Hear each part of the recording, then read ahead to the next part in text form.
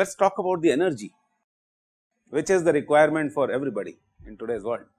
So, let me take you through a bit of the conceptual thinking first.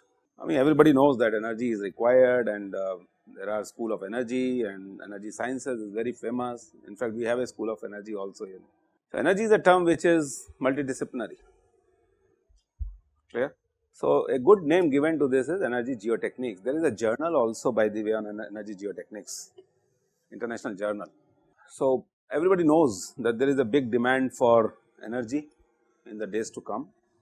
Alright, see, everybody says save energy, but you must be realizing that today's society is clear, everything is energy based. So many mobiles, so many gadgets, laptops, so many tablets, so many electronic devices to be charged every day morning, and we are talking about energy saving. What a paradox. Check it out on the net, that how much energy is required to sustain the society in another 20 years, and what is going to help you in your sustenance. Very soon you will realize that mining of coal is a big curse. So, and what do you produce out of it? We will discuss, alright. So, the question is, from where I am going to bring energy? People talk about hydroelectric, people talk about solar, people talk about wind, people talk about wave energy and so on. Very insignificant quantity of the energy can be generated by these devices at a very high expenditure. So, this also talks about the fossil fuels are getting exhausted, and there are predictions that by what time the hydrocarbons will vanish, what time the coal will vanish. So, the question is, what should we do beyond that?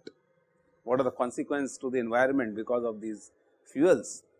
And this is where I hope you will realize that geotechnical engineers have to play a very important role in the energy geotechnics, particularly nuclear energy, renewable resources, fossil fuels, alright. So, this subject earlier never used to be discussed in the realm of geotechnical engineering. What you must be realizing is that these are something very, very utopian, but yes, now people have started working, and there are few guys who have gained lot of knowledge and taken enough lead in these subjects now. Now, what happens is, because of the complicated nature and extreme complex composition of the geomaterials, it becomes very difficult to understand what type of behavior these materials will exhibit when you talk in terms of the energy geotechnics. So, all these concepts have to be recast, they have to be re-understood, they have to be developed, and masters is the right time when it is our job that people like us should train people like you to think ahead of what has already been done. Now, this is a good example of now I am talking about the hydrates, what you were talking about from the very first lecture. What is the link between the frozen state of the geomaterial, which not many people study in undergraduate and even postgraduates, unfortunately, in our country, but you will realize that these are the gold mines. So, once you understand these subjects better, your maneuverability becomes much more in your profession, otherwise you remain curtailed to the old thoughts. So, energy geotechnics is the one which is a link between the frozen ground and the methane hydrate bearing sediments, which I will be citing specifically. I do not know how many of you are aware of carbon sequestration. Carbon sequestration meaning to capture the carbon and yes, you are right. store it. Carbon capture is, yes, you are right. But I don't know the application level. Then you know everything. If you know that how to steal the carbon from the environment and pump it into the geo environment, that is sequestration, alright. Capturing something from somewhere and pushing it into another matrix. Yes, want to say something in your words?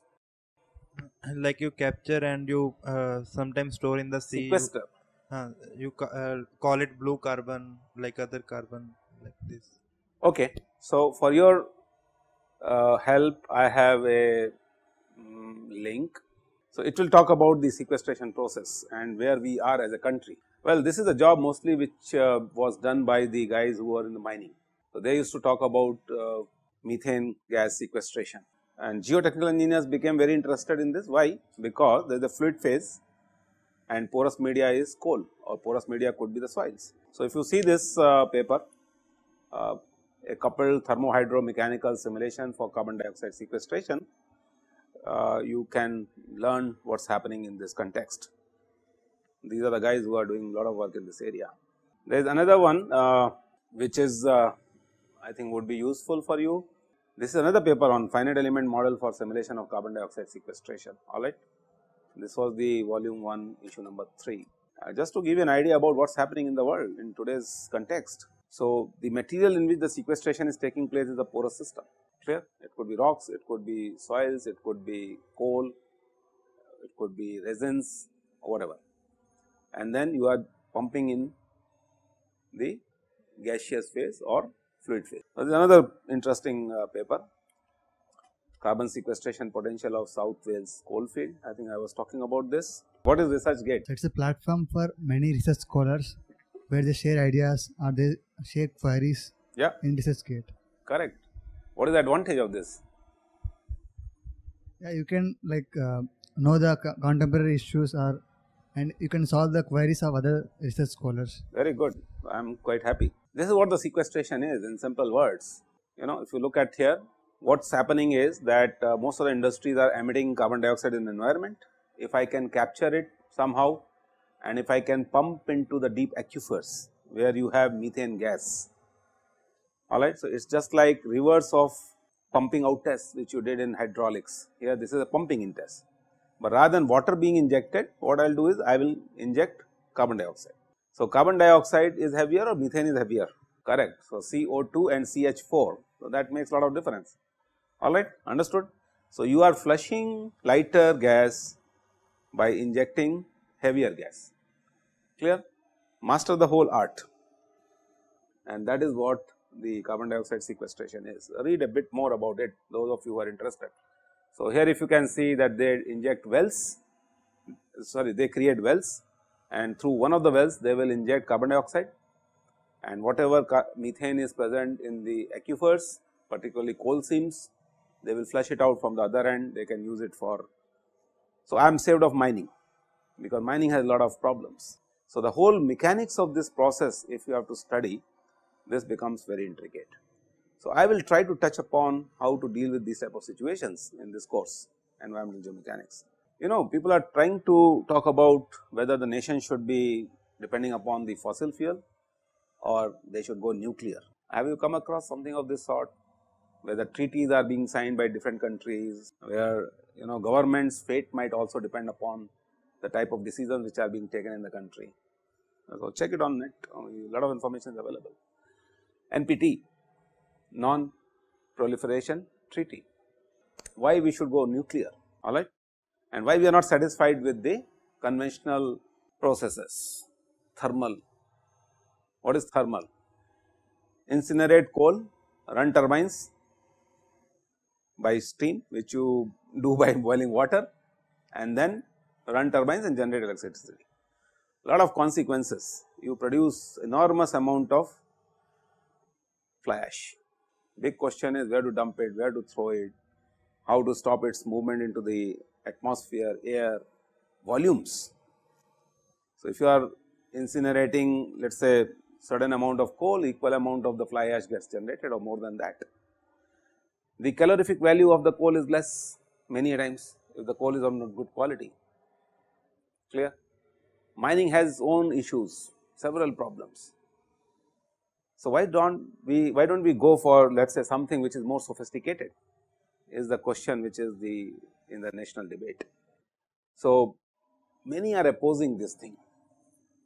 Which party you will be belonging to? You want to oppose nuclear power or you want to promote this nuclear power? You want to promote, okay, why? It has less disadvantages compared to thermal. Because okay, what comes to your mind? What type of less disadvantages it has? The wastage, as you said, like fly ash, those problems will not be there in nuclear waste. There will be some other problems then. It is quite dangerous. It will yield more. Yeah, you are quite close to the correct answer. So, let me answer the question and let me create a discussion on this. So, many people have opposed, that country should not go nuclear, and we will talk about this, citing its dangerous and difficulty in disposing the radioactive waste. Yeah, that is true. So, here we talk about quantity versus not safety, intensity. But nuclear power is safer than most of the energy sources and is needed if the world hopes to radically decrease its carbon emissions. So, present day the biggest problem is carbon emissions. You produce cement, carbon emissions. You produce steel, carbon emissions. Clear? You construct buildings, carbon emissions. All right. So, this is where these type of technologies are supposed to be clean technologies. So, check it out on net what is meant by clean technologies. However, suppose this is what the conventional thing is discussion. Suppose if I use uranium and suppose if I use carbon, what is the risk associated with this? What are the volumes associated with this? And this is where the energy geotechnics become very intense for people like us who have been dealing with both the sectors. I mean, I deal with atomic sector, I deal with the thermal power sector, and I understand what are the issues. So, the question is, if I use uranium and if I use carbon, what is going to happen? So, the situation is something like this. The nuclear power uses uranium and the carbon is used by thermal power. This is how you can compare the two. Any guess what is what? Black carbon and Yes, it is a ring in the finger. This is what is being compared. So, the logic is, the volume of high level vitrified waste which you generate for consumption of nuclear power by a family of entire life is this. It is reverse what you were saying, and the volume of waste if actinide which is present is also separated from the high level waste. So, this is a comparison, and that whole discussion was that when I incinerate tons of coal, at what cost? By damaging the environment so much, by damaging the agricultural lands, clear, by creating so many other types of environmental issues, displacing people from one place to another place, because when you are doing mining, you have to acquire the land, you have to displace the guys, alright. So, all these are the issues. However, when you are adopting to the nuclear power, this is what is going to happen. So, the volumes are going to be extremely less, but then what is the other side of the story? Volumes are less, but intensity of the waste in terms of concentration and radiation is extremely high. So, what a technologist does, he or she compares x1 parameter, x2 parameter, x3, x4 parameter, and let us optimize them. You understand? So, this is how the optimization comes in the picture. What I should be following, x1, x2, x3, x4, and what type of equation I am going to generate, how the economy of the country will get influenced. What is your role in the economy of the country?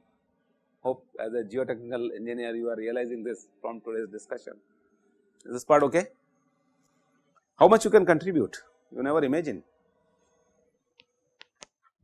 How these atomic reactors will be run? So I was thinking like it will be having more merits and on More? the same merits, but at the same time it is going to have as you said, the intensity will be more, so related disadvantages also. So like how do we fix that this is the one that we have to go for? So Correct. Big question. So even if we go for nuclear power plants, there will be issues related with the mining of uranium and all. The volumes are important. The volumes are important. So, from one mine I can sustain maybe for another 100 years of the life. The amount of uranium which is present and carbon. You must have heard about uranium enrichment also. No, in your 10+2 physics you must have done, I am sure. How do you enrich the ores? It is a big technology.